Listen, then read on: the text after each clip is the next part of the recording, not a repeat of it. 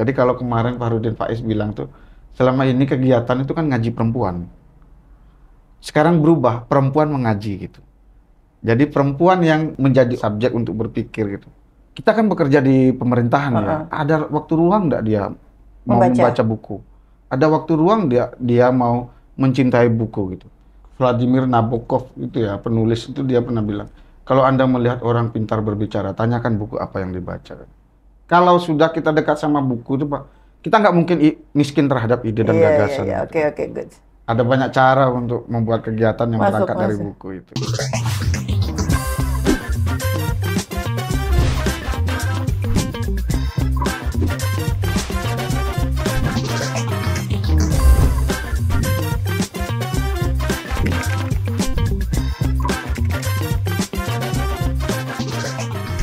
Halo, Assalamualaikum warahmatullahi wabarakatuh. Kanca Pelita, kita ketemu lagi di Pelita, Perempuan Melihat dan Bertanya. Nah, kesempatan hari ini kita kedatangan tamu dari Gerakan Situbondo Membaca. Ada Mas Imam Sofyan. Ya, Halo Mas ya. Imam Sofyan. Halo Bana. Saya panggil Mas aja ya, kayaknya. Oh iya, ada apa? Oh iya, nggak apa-apa. Nah, kita langsung aja nih Ya. ngobrolnya Mas Imam Sofyan. Saya panggil Mas Sofyan ya? Nggak kenapa juga. Oh, nggak kenapa juga. Nggak kenapa juga. Lahirnya di Singaraja 37 tahun yang lalu. Iya, betul. Di Singaraja, Bali. Oke, memang asli Singaraja atau asli Situbondo? Singaraja, Pak. Oh, Singaraja. kemudian jalan-jalan ke Situbondonya kapan nih? Nah, mondok di pesantren di Sukorejo dari tahun 2003 itu. Sampai 10 tahun 2013 baru ke Situbondo. Oke, jadi di stay di Situbondo 2013. 2013 pas. Nah, karena memang kita lagi temanya membaca nih, Mas Sofyan.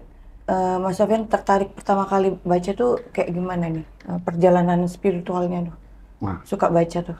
perjalanan awalnya itu ketika berangkat dari komik itu, Pak, ya. Komik Dragon Ball itu, Akira Toriyama gitu, kalau nggak salah Akira Toriyama itu.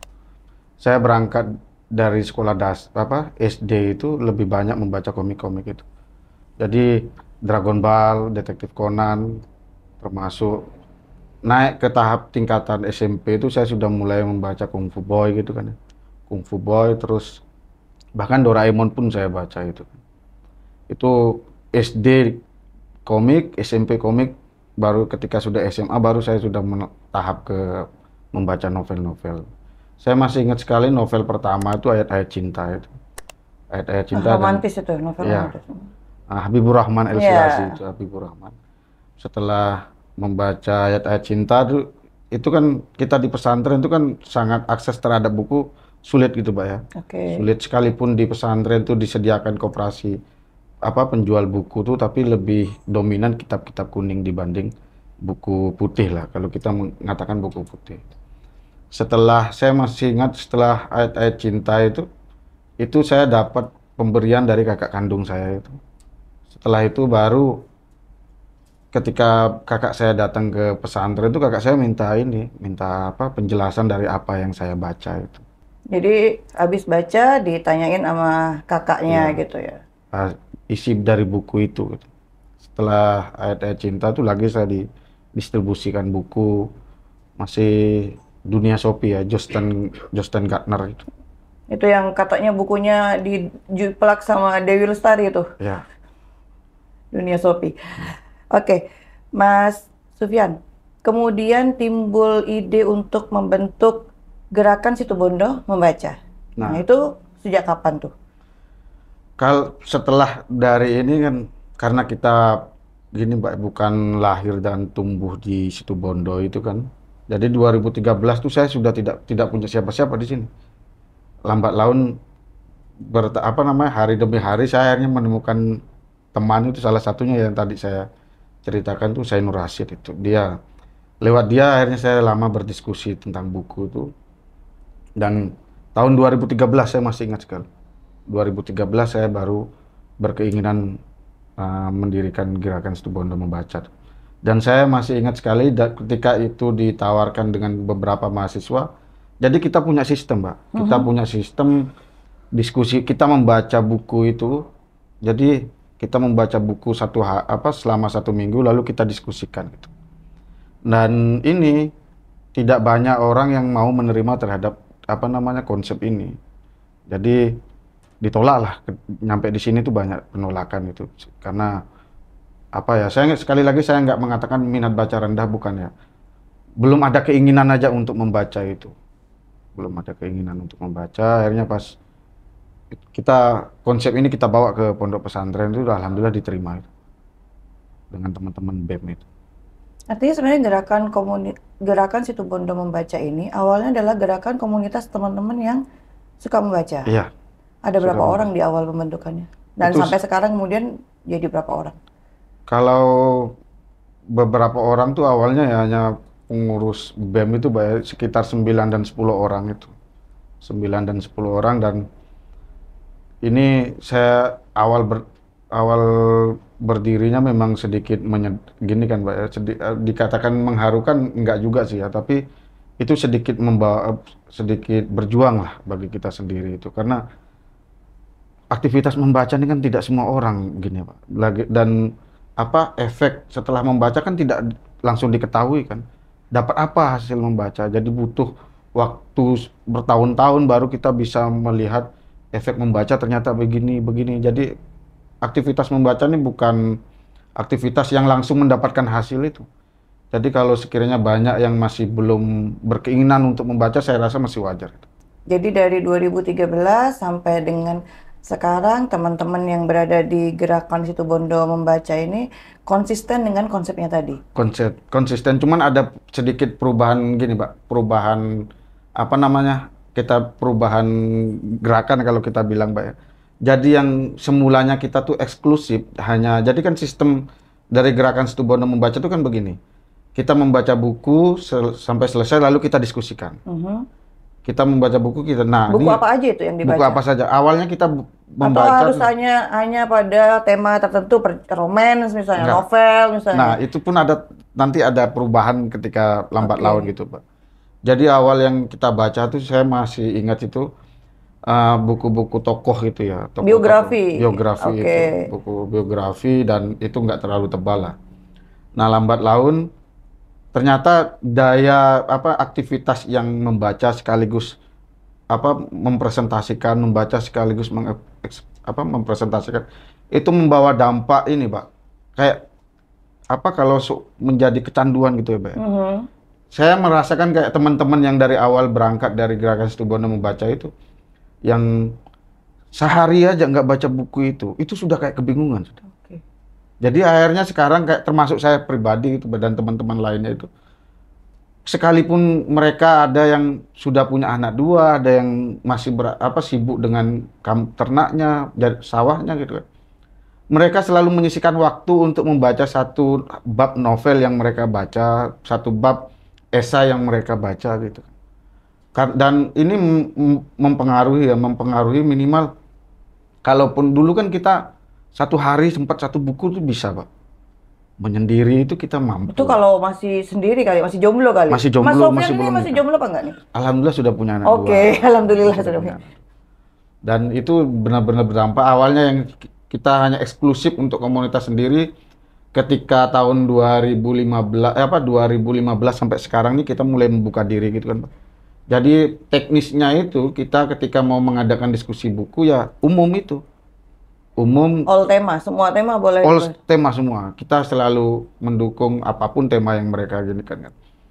Termasuk kita tidak segan untuk bekerja sama dengan beberapa pihak gitu kan, Pak ya. Jadi kalau contoh, seumpama kita fokus membahas tentang buku politik seperti yang baru-baru ini di salah satu kampus di Situbondo itu kita diskusi dengan buku Demokrasi Para Perampok. Kita kerjasama dengan Fakultas Fisik gitu kan. Nah ini kan dalam rangka merubah pola yang semula yang eksklusif dari komunitas itu akhirnya mulai membuka diri terhadap ini. Jadi apa sih tema yang tidak ada di dalam buku itu kan ada semua, Pak. Tidak hanya kepada Fakultas Fisik, kita juga sering bekerja sama dengan sastra gitu kan. Jadi kita yang membaca bukunya, nanti teman-teman dari kampus UNAS ada pemantik salah satunya, akhirnya kita diskusi di sana. Jadi kita mulai membuka diri bahwa buku ini bukan bukan hanya saja kerja kesunyian gitu. Jadi kita bisa meraihkan buku dengan banyak orang gitu.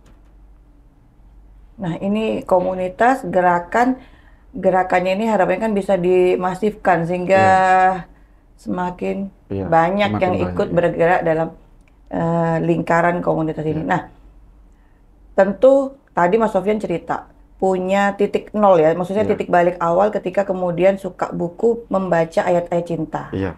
Nah, dan pada saat menemukan klimaksnya, titiknya Hmm, itu didukung oleh keluarga gitu iya, loh. Nah, betul. sekarang gimana dengan misalnya kita punya tantangan nih, tidak semua orang atau keluarga lah nih ya Hmm, bisa mendukung kita iya, baca, utamanya keluarga lah karena pasti tempat terdekat kita. Nah, itu iya. kayak apa, Mas Sofan menanggapi seperti itu? Nah, jadi sekali waktu itu saya pernah gini Pak ya, pernah dapat teguran tuh dari istri itu kan. Jadi kan tahun 2013 sampai 2019 tuh saya pernah jadi guru gitu kan. Tahu sendirilah guru bagaimana gitu. Dengan kondisi orang Apanya sudah, nih? Tahu Hah? sendiri guru bagaimana itu kayak apanya nih? Maksudnya gajinya gitu loh Pak ya, Oh, maksudnya gaji guru itu saya kan. kira kalau tahu sendiri lah Ya, guru gimana tuntutan terhadap enggak pembaca. masalah gaji nih Pak, Oh, masalah menghasil, gaji oke. gitu kan. Masalah gaji sementara ketika pulang sekolah, pulang ngajar, saya masih tetap membaca buku sampai itu mendapat teguran dari istri saya tuh. Jangan semangat baca buku aja katanya. Bilangnya Semangat gitu. juga cari uang ya kata istri Ah, saya. Saya dari sana pas mulai mikir bahwa apa namanya saya sudah tidak adil gitu lah. Tapi itu minimal kalau ibarat gini kita punya hiburan gitu loh Pak. Kita punya hiburan ya buku dibanding kita keluar gitu. Itu saya masih ingat sampai sekarang jangan semangat baca buku Ih, aja. jangan baca buku aja, Mas. Mas Semangat sambil ya. diminum dulu Iya ini Pak, kopi siap. kita, kopi Oke. khas Sumber Arabica nih. Malang ini. Oh, Oh, Arabica Sumber Malang. dong. Ngopi nggak Permisi nih? ya, Pak ya. Oke, oke, Ya. oke.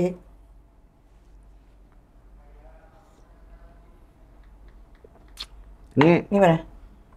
Cocok? cocok kalau kayu mas sama Sumber Malang cocok Oh lah. iya deh. Produk situ Bondo cocok sih. Iya dong. Maksudnya kita kan Jadi, sudah punya produk ya, yang siap. jadi termasuk kopi ini kan Teman baca buku kan? termasuk gini, Pak, yang sering mendukung terhadap komunitas ini. Oh, kenapa itu? Jadi kita pernah buat acara kayu mas bersastra itu kan, Pak. Oke. Apa itu konsepnya? Konsepnya tuh kita semakin seperti kemah itu kan. Heeh. Seperti kemah, kayu mas bersastra, kita ngundang beberapa penulis nasional itu kan. Jadi kalau di komunitas itu Pak, kalau karena jejaring kita sudah meluas gitu kan Pak ya. Kalau kita mau ngundang beberapa pemateri yang masuk dalam lingkaran kita, kita nggak perlu repot-repot mengeluarkan biaya transport, honor ataupun lainnya itu kan. Dan ini karena kita sudah terbiasa dengan model-model komunitas itu kan. Mereka datang, saya masih ingat Pak Martin Alaida, nanti teman-teman bisa cek siapa Martin Alaida itu, terus Sigit Susanto. Nah, Sigit Susanto ini yang termasuk yang paling unik, Pak. Jadi dia penulis sekaligus sastrawan itu, dia menikah dengan orang Swiss, terus dia datang ke Situ Bondo itu kan, mau hanya hadir ke acara Kayu Mas Bersastra. Oleh-oleh yang didapatkan dari beberapa narasumber yang 4 orang ya, ada F. Rahardi, Sigit Susanto, eh, Martin. Martin Alaida, dan Bang Jengki dari Bali itu. Nah, oleh-oleh yang bisa kita berikan itu ya kopi kayu Kopi aja. kopi kayu mas itu, dan mereka nggak nyangka kalau loh ini beneran Situ Bondo punya kopi gitu kan. Loh bener mas. Nah, pasca dari komunitas itu sampai sekarang salah satu yang menghidupi komunitas ini ya jualan kopi itu. Kita masih mesen gitu kan. Mesen apa namanya? Mesen kopi ya untuk Beliau-beliau 4 penulis yang pernah iya. hadir itu menjadi konsumen Iya, tetapnya ya. konsumen Oke. tetapnya itu dan Itu salah satu cara cari duit cari duit selainnya. kan. Karena komunitas apalagi yang bisa dilakukan kalau bukan gaya-gaya seperti itu kan, Pak. Iya. Mas Sofyan tadi dibilang, Mas Sofyan bilangnya sebenarnya bukan minat baca kita yang Iya, yang rendah. rendah, tapi mungkin belum sempat aja. Akses. Iya. Nah, selain itu nih, dengan berbagai macam tantangannya sekarang ini nih, dan ya memang bagi saya kemudian atau ada pergeseran apa ya, pergeseran cara membaca atau bagaimana. Nah, pendapat Mas Sofyan terhadap generasi muda sekarang ini. Nah, kalau pendapat saya terhadap generasi muda ini kan sebenarnya begini ya, Pak ya. Ini agak berat sepertinya nih, Mas. Agak berat ya? Agak berat ini. Nah, dan saya bisa melihat begini. Jadi generasi muda sekarang ini hanya perlu diimbangi gitu aja, Pak, ya. Hanya perlu diimbangi dengan aktivitas-aktivitas positif. Dan sampai saat ini saya meyakini bahwa salah satu pembangunan yang berefek kepada situ Bondo ini salah satunya berangkat dari komunitas-komunitas, Pak. Jadi ada beberapa komunitas itu, dan saya sampai saat ini, apa kalau bahasa pesantrennya itu sami nawatokna sama komunitas-komunitas musik, komunitas budaya di situ budayawan di situ Bondo ini. Nah, kita kan kalau teman-teman budayawan datang ini kan, kalau teman-teman komunitas buat acara ini mayoritas anak-anak muda semuanya, Pak. Nah, kita hanya perlu memberikan akses mudah, memberikan apa namanya ruang-ruang terbuka kepada teman-teman komunitas ini, agar teman-teman pemuda-pemuda di Situbondo lainnya ini bisa nimbrung ke acara-acara itu. Nah, aktivitas komunitas-komunitas yang ada di Situbondo ini tidak hanya Situbondo Membaca, Pak, ya. Itu menjadi alternatif bagi mereka gitu, Pak. Menjadi alternatif bagi teman-teman pemuda lainnya di tengah hiruk pikuknya media sosial itu. Oke. Jadi saya sampai sekarang masih meyakini dan sami nawatokna lah sama kegiatan begitu itu. Artinya sebenarnya generasi muda kita itu butuh ruang ya, butuh wadah untuk berekspresi. Butuh wadah untuk ekspresi, dan itu tidak harus difasilitasi dengan ini, Pak, ya. Iya, artinya teman-teman komunitas ini yang terbentuk karena kesamaan hati, Iya, selera, iya. visi misi. Nah, itu menjadi ruang mereka beraktualisasi. Iya, benar itu. Nah, sekarang di komunitas membaca sendiri. Sebenarnya selain membaca, sebenarnya kan orang nggak cuma baca, selanjutnya pengen nulis nih. Iya. Di teman-teman gerakan Situbondo Membaca sudah bikin buku kayaknya. Oh iya, saya Nah, sudah semua. ada berapa buku nih yang udah dibikin? Saya baru 2, yang pertama apa namanya? Mas Sufyan sendiri yang nulis 1 buku atau kumpulan? Nah, kalau yang saya baru 1 ya, Pak, ya. 2 tahun lalu kalau nggak salah, aku ojek online dan cerita lainnya itu kan. Dan yang kedua ini kumpulan bersama ini kan. Kumpulan bersama dengan teman-teman komunitas Membaca juga? Iya, komunitas menulis juga. Jadi Oh, beda lagi komunitas membaca dan komunitas beda menulis lagi. berbeda. Beda lagi. Dan itu kalau dulu KPMS, Komunitas Penulis Muda Situbondo itu kan. Terus sekarang sudah mulai bergeliat itu kan, Pak. Ada banyak komunitas-komunitas literasi yang sebenarnya, jadi kalau membaca itu, Pak, itu nggak harus menulis gitu loh. Betul. Saya termasuk orang yang sangat sulit untuk menulis. Menulis.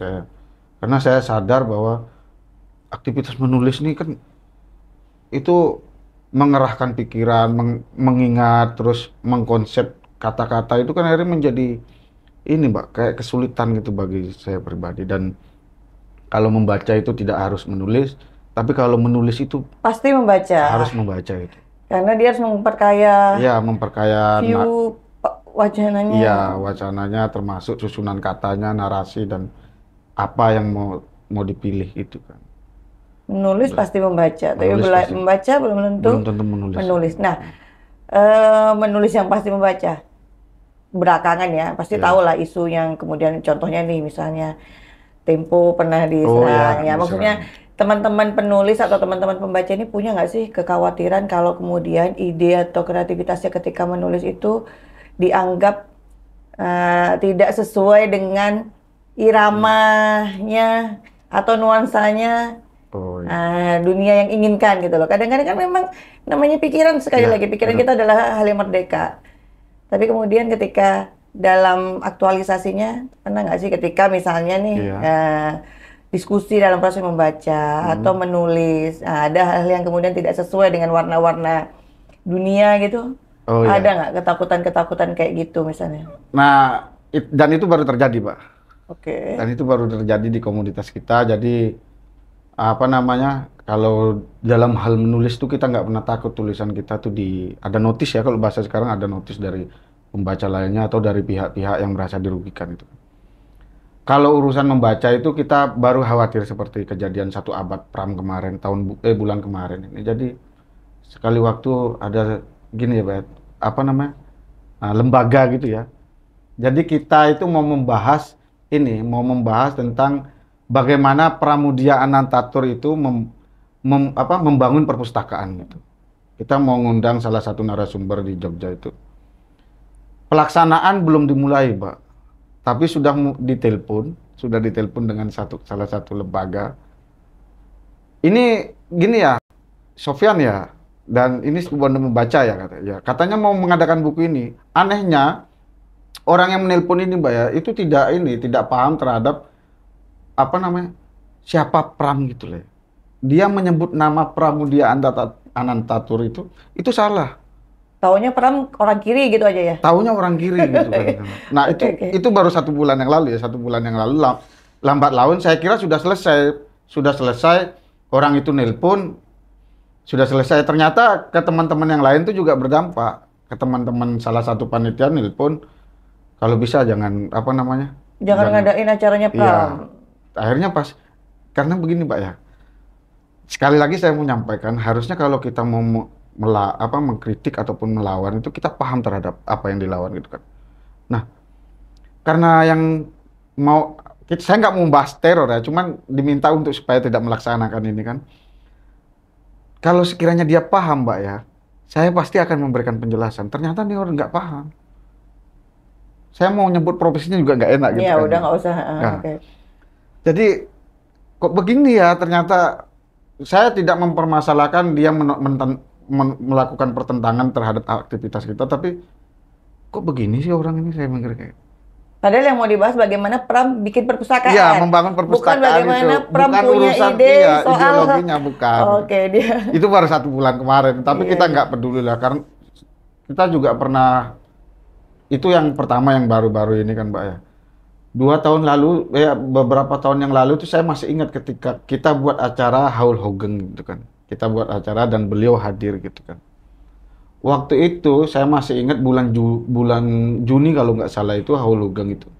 Jadi kita kan punya tradisi setiap bulan September tuh ada ini Mbak ya. Ada keributan urusan ideologi itu kan. Iyalah, Nah, isu yang paling ngetren iya, akhir setiap September gini, pasti berulang ya, oke. berulang itu kan. Akhirnya sekali waktu kita bertanya sama Pak, boleh nggak kita mau mengadakan apa acara nobar film sekaligus buku ini kan. Beliau tuh Sangat welcome. sangat welcome Pak. Silakan. Kalau apa namanya? Kalau perlu dijaga kita jaga. Dan anehnya pada waktu acara Hauluga gitu Pak, lebih banyak orang teman-teman dibanding ini teman-teman komunitas itu. Saya mikir, oh akhirnya kita mulai meluas itu. Jadi kita nggak hanya kepada teman-teman komunitas, ya kita cuma kerjasamanya dengan teman-teman itu juga lainnya itu. Dan alhamdulillah kalau sekiranya beberapa lembaga tuh setuju terhadap ini ya, ini kan pikiran, Mbak. Nggak bisa kita mau Mengekang ya, ngekang itu kita nggak bisa katanya. dia merdeka. Apalagi sekarang udah 2000 tahun berapa lah. 2025 ini sekarang Mas, jangan lupa tahun Mas. Jadi sudah nggak zaman lagi mengekang pikiran itu sudah nggak zaman Iya, lagi. iya. Katanya. Represi juga udah nggak zaman lagi Nggak ya. zaman lagi, Oke. nggak zaman lagi. Tadi bilang mau bikin bagaimana Pramudia membuat perpustakaan. Membangun perpustakaan. Nah, kemarin terakhir ketika kemudian Mas Bupati juga mau membangun perpustakaan kita agar anak-anak muda kita, anak-anak adik-adik kita ini mudah mengakses buku, kayaknya Mas Sufyan juga ikut nih ke Jakarta. Iya, Nah, jadi konsepnya kayak apa nih? Perpustakaan mau dibikin kayak apa nih? Biar kemudian adik-adik kita nih bisa mudah mengakses. Ya Oke. kan? Jadi saya mau bicara tentang 3 hal dulu, Mbak ya. Tentang agak panjang, nggak kenapa kan, Mbak ya? Iya, nggak apa-apa, tapi nggak sampai besok kan? Oh, enggak, Oke. enggak. Karena yang pertama dari perpustakaan daerah, terus yang kedua perpustakaan desa, dan ketiga itu perpustakaan sekolah gitu Oke. kan. Kita bahas tentang perpustakaan daerah dulu kan. Jadi kalau mau berbicara bahas perpustakaan daerah, ini bukan persoalan buku, rak, dan pustakawan. Bukan persoalan itu. Yang paling penting itu adalah pustakawannya, Pak. Oke. Jadi bagaimana perpustakaan daerah itu dibangun katanya? Harusnya pustakawan saja yang menjadi aparat di Penjaga buku lah ya. Itu saya rasa masih kurang. Pengennya Perlu- pustakawannya kayak apa, Mas? Tampilannya, performnya gitu kayak apa? Harusnya Pustakawan apa? yang pertama itu dia pegiat buku lah, Pak. Oke, harus pegiat buku ya. Pegiat buku lah. Terus yang kedua pecinta buku. Yang ketiga baru pustakawan yang Itu nggak sekiranya berorientasi ya, Mas? nggak berorientasi. Iya, tidak jangka panjang lah ya. Nah, ya Ya, itu. oke, lanjut. Makanya begini, dan itu ternyata ini Mbak ya, ternyata mendapat sambutan hangat dengan teman-teman komunitas itu ketika ada konsep bagaimana pustakawan itu juga apa namanya pegiat buku tuh masuk juga di perpustakaan itu karena beda loh Mbak ya Iya, gimana tuh? antara kita kan bekerja di pemerintahan ya, Heeh. kita tidak bisa dipungkiri urusan administrasi adalah prioritas Betul, utama kan. Nah, betul. kalau seumpama pustakawan ini hanya disibukkan dengan apa Urusan namanya administrasi, urusan administrasi, gimana ada waktu ruang nggak dia mau membaca. membaca buku? Ada waktu ruang dia mau mencintai buku gitu. Nah, mencintai buku dan apa membaca buku itu dua hal yang berbeda, Pak. Jadi makanya kalau di apa namanya di Perpusnas itu kita ngelihat ada buku-buku langka gitu kan. Ada buku-buku langka, ada buku-buku baru gitu kan. Heeh, oke. Saya kepingin tahu perpustakaan mana yang apa namanya memajang buku langkanya. Kalau memang perpustakaan daerah itu berdiri di tahun 1980 seumpama ya, ada nggak buku yang bisa Terbit dari tahun 1980 dan masih Ada. tersimpan. Masih tersimpan dan dipajang gitu. Itu bagian dari mencintai buku. Bagian dari mencintai buku. Oke. Bagian dari, nah ini hanya bisa dimiliki dengan pencinta buku dengan ini, Bu, penggiat buku. Nah SDM ini yang harus dipenuhi kan. SDM dari pustakawan yang begini yang harus dipenuhi dari perpustakaan daerah. Terus yang kedua baru akses bukunya, Pak. Yang keduanya bukunya harus ada. Jadi saya sering berbicara bahwa tugas perpustakaan daerah ini jangan hanya kalau ibarat presentasi itu buku-buku kuliah itu 20% lah. Biar itu menjadi tugas dari Perpustakaan sekolah. perpustakaan kampus. Ya, oke. Ya, buku-buku kuliah itu kan. Yang perlu dinaikkan adalah yang genre yang harus dibanyakan adalah buku-buku yang non kuliah itu. Buku novel, sastra, terus lain lagi itu yang tidak ada kaitannya dengan buku-buku mata kuliah itu. Nah, itu yang perlu kita perbanyak kan. Jadi karena lumayan agak miris kalau seumpama perpustakaan daerah datang orang datang ke perpustakaan daerah untuk mengerjakan tugas kuliah. Artinya apa? Artinya perpustakaan kampus kan nggak menyediakan itu, Mbak. Kalau memang kampus dia tempatnya intelektual harusnya bisa menyediakan dong. Iya, iya, iya. Nah, jadi itu urusan perpustakaan daerah, terus masalah program kerjanya juga mungkin perlu gini kan ya.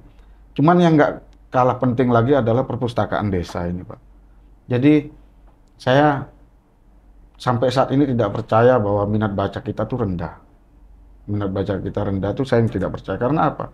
Yang tidak ada itu akses bukunya yang tidak ada. Kalau seumpamanya akses buku kita sudah mudah, baru kita bisa menyimpulkan apakah minat baca kita rendah atau enggak. Nah, sekarang bagaimana posisi perpustakaan desa itu? Nah, mindset yang ada selama ini, saya tidak hanya berbicara Situbondo, mindset yang ada saat ini itu, membangun perpustakaan desa, itu mindset bahwa bagaimana desa ini mendapatkan hibah buku gitu. Oke. Dari DAK ya? Oke. Iya, mindset untuk mendapat, itu akhirnya enggak gini. Nah, harusnya desa juga bisa memberikan anggaran entah itu 10%, 20% untuk perpustakaan desa itu. Saya kira sebenarnya tidak harus berbasis anggaran ya. Kalau masyarakatnya sudah punya irama yang sama-sama peduli, maka ada kan Mas yang punya buku di rumahnya, boleh dong disumbangin ke perpustakaan desa. Kalau itu penggiat buku dan pencinta buku nggak mungkin, Pak. Nggak mungkin. Sama, saya juga nggak mungkin kasih buku ke rumah saya. Mungkin, saya mikir gitu. Bahkan kita kalau di teman-teman komunitas itu yang membaca itu, Pak ya, kita beli buku nih, termasuk saya salah satu, itu hasil dari menipu istri. Wah, ini ketahuan nih dari nipu istri karena istri saya sudah saya sampaikan. Dan Oke, sekarang baru beberapa tahun ini saya mulai jujur kan. Sudah mulai terbuka bahwa selama ini buku yang di rumah itu buku-buku hasil menipu istri, membohongi istri itu kan. Jadi saya nggak pernah bilang beli buku di situ. Lebih baik minta maaf daripada minta izin, Pak. Oh, ini slogan baru ya, kayaknya quotes of the day. Ya, akhirnya Lebih baik minta maaf daripada minta izin. Masalahnya di perpustakaan desa itu. Jadi Vladimir Nabokov itu ya, penulis itu dia pernah bilang, kalau Anda melihat orang pintar berbicara, tanyakan buku apa yang dibaca. Kalau sekiranya buku dana hibah ini kan nggak mungkin mungkin hanya 10% yang berkualitas sih, Pak ya. Sisanya ya bukunya, namanya hibah ya terserah yang ngasih dong. Nggak mungkin kita yang milih kan. Jadi kalau seumpama di desa A, mayoritas masyarakatnya petani. Masa mau kita berikan buku-buku tentang ini, Pak? Industri Industri misalnya. kan nggak Ya, mungkin oke, kan. oke. Harusnya bisa memberikan buku tentang ini. Bagaimana, iya pupuk. Terus kalau seumpama desa tentang mayoritas ininya nelayan, masa mau diberikan tentang buku-buku tentang ini? Tentang apa namanya? Teknologi kan? Oke. Harusnya kan bisa gini juga sesuai dengan masyarakatnya itu. Nah, itu panjang nanti diskusinya. Ya Ya, kalau itu. masyarakatnya kemudian petaninya suka baca. Nah, Nah, kalau nggak ada sih buku tentang hidroponik di perpustakaan desa, tapi nggak ada yang baca gitu. Nah makanya saya sampaikan bahwa urusan perpustakaan ini bukan hanya urusan buku, bukan urusan urusan pustakawan juga. Jadi kalau seumpama begini, Mbak ya, di desa itu kan ada ibu-ibu PKK, terus ada apa ya komunitas perempuan itu kan ya. Terus kita sediakan buku tentang memasak gitu kan. Bagaimana kalau seumpama memasaknya ambil dari referensi buku yang ada di perpustakaan gitu. Nah masih ada konsep kalau sudah kita dekat sama buku itu Pak, kita nggak mungkin miskin terhadap ide dan gagasan. Iya, gitu. oke, good.